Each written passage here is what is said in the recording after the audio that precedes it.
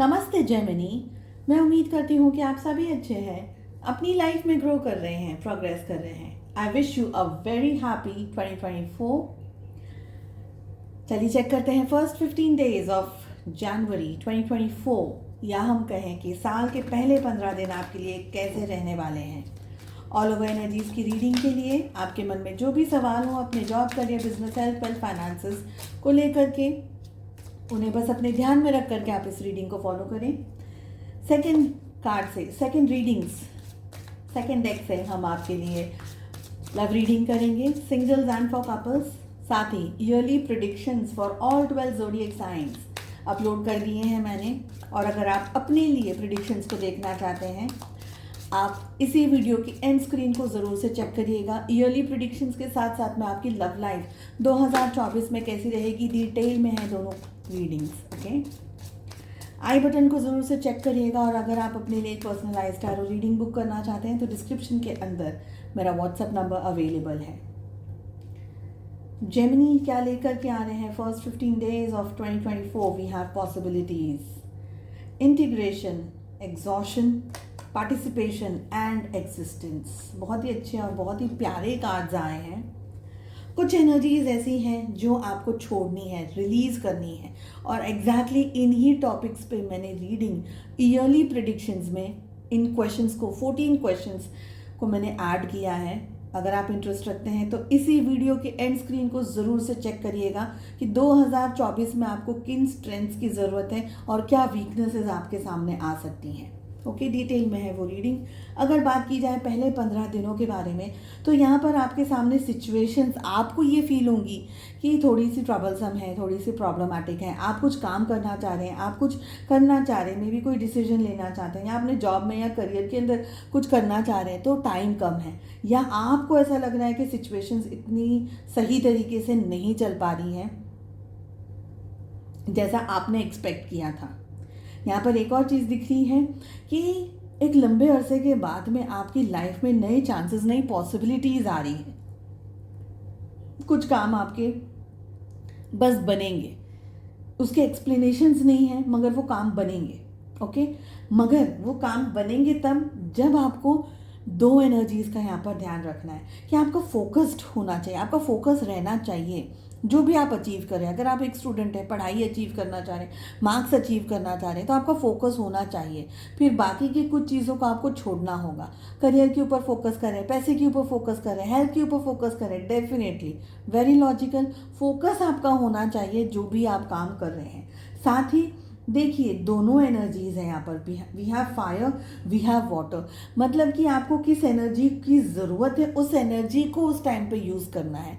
अगर आपको लगता है कि भाई मुझे और भी ज़्यादा कंसंट्रेशन की ज़रूरत है, और भी ज़्यादा काम करने की ज़रूरत है, और भी ज़्यादा मेहनत करने की ज़रूरत है, तो उस एनर्जी को यूज़ करिए। अगर आपको लगता है कि मुझे थोड़ा सा रिलैक्स होने की ज़रूरत है, थोड़ा सा सॉफ्ट होने की ज़रूरत है, थोड़ा सा मैं कंफर्टेबल सिचुएशन के अंदर आ सकता हूँ, तो उस एनर्जी को यूज़ करने की ज़रूरत है।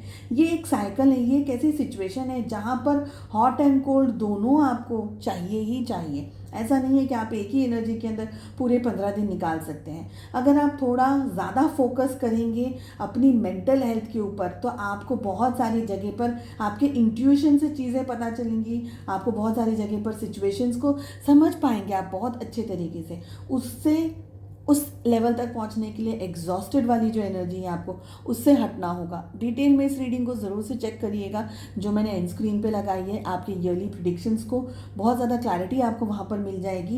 एंड यहाँ पर एग्जॉशन का कार्ड ये भी कह रहा है कि बहुत कुछ भर के रखा है मन में, जिसकी वजह से आपकी हेल्थ में भी थोड़े से प्रॉब्लम्स या इश्यूज़ आ रहे हैं या आ सकते हैं। ओवर थिंकिंग है, एसिडिटी है, गैस्ट्रिक है, स्टमक रिलेटेड इश्यूज़ हैं, या हेड को लेकर के, दिमाग को लेकर के आपको बहुत ज़्यादा अपसेट एनर्जीज है, मन नहीं लग रहा है, होप लूज कर रहे हैं, थोड़ा सा कॉन्फिडेंस आपका कम हो रहा है। ये सारी चीज़ें दिख रही हैं। इस चीज़ को हटाने के लिए, कवर करने के लिए, अपनी लाइफ में आगे बढ़ने के लिए आपको आपके सामने आने वाले हर चैलेंज या हर सिचुएशन का सामना डटकर करने की ज़रूरत यहाँ पर बहुत ही क्लियरली दिख रही है। पार्टिसिपेट कीजिए लाइफ में आने वाली हर छोटी बड़ी सिचुएशंस को, चाहे आपको लगे आप कितना भी तैयार है, चाहे आपको ऐसा लगे कि मैं तैयार नहीं हूँ, या आपको ऐसा लगे कि फेलियर आपके सामने आ जाएगा, तो एक्सपीरियंस एक्सपीरियंस को ज़्यादा वैल्यू दीजिए। थोड़ा बहुत आप थोड़ा फेलियर आएगा, थोड़े से चुनौतियाँ आएंगी, आप उसको सामना अच्छे तरीके से कर पाएंगे, क्योंकि यही यूनिवर्स चाहते हैं।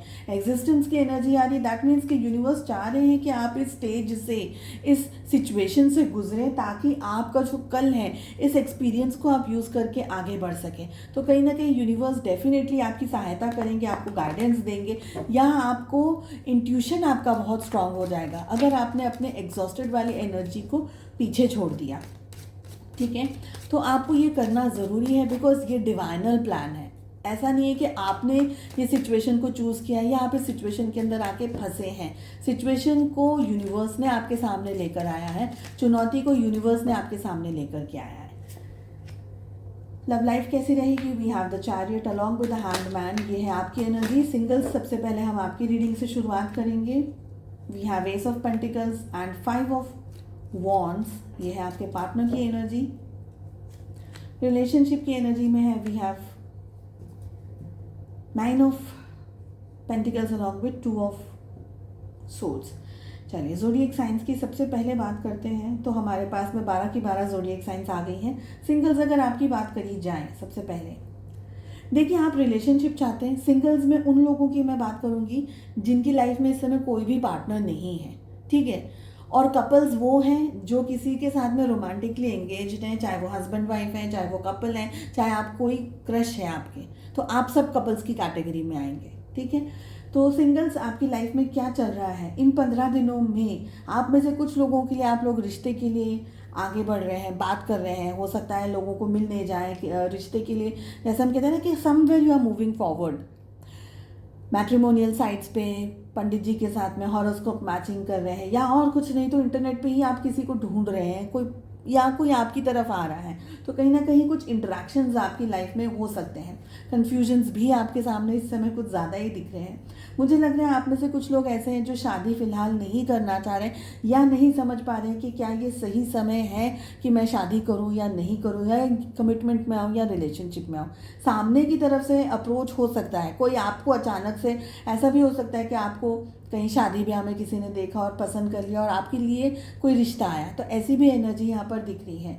लेकिन अगेन थोड़े से कॉन्फ्लिक्टेड है आप और आपके, अगर सामने कोई रिश्ते की बात आ रही है। कॉन्फ्लिक्टेड इसलिए क्योंकि आप भी थोड़े से कंफ्यूज है, नहीं समझ पा रहे हैं कि मुझे शादी करनी है, ये पर्सन मेरे लिए सही है नहीं है, क्या करूँ नहीं करूँ, ठीक है। जो भी होगा, मुझे यहाँ पर ये लग रहा है कि go with the flow, positive energy के साथ साथ में आगे बढ़ते ज़रूर चले जाइए।